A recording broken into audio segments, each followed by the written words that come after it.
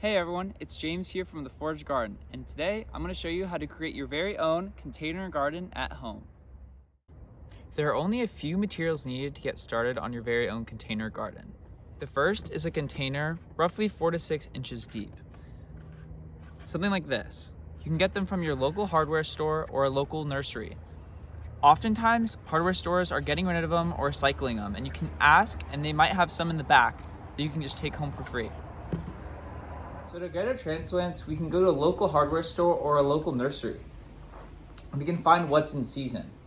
But one thing to know about our local hardware store is that often the transplants that you find there contain neonicotinoid pesticides, and these are very toxic to bees. Keep an eye out for the plant sale at the Forge Garden that happens twice a year for plants that you can bring home.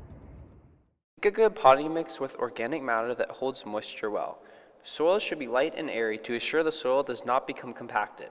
An easy potting soil mix can be made using cocoa peat, vermiculite, and sifted compost. We recommend buying a bag of potting mix. Super easy. Lastly, we'll grab our trowel.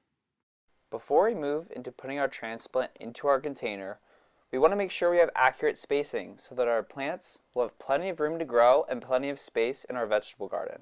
For example, when we plant our arugula, we know that there's about 6-inch spacing between transplants. So in our case, with a 4 to 6 inch container, one transplant would be perfect for this size container.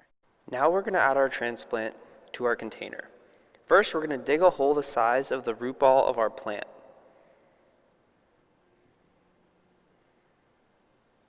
We're going to pull our plant out nice and gently, making sure not to pull any of the leaves off. We're going to fill it in, and we're going to surround the entire plant with the soil from our container.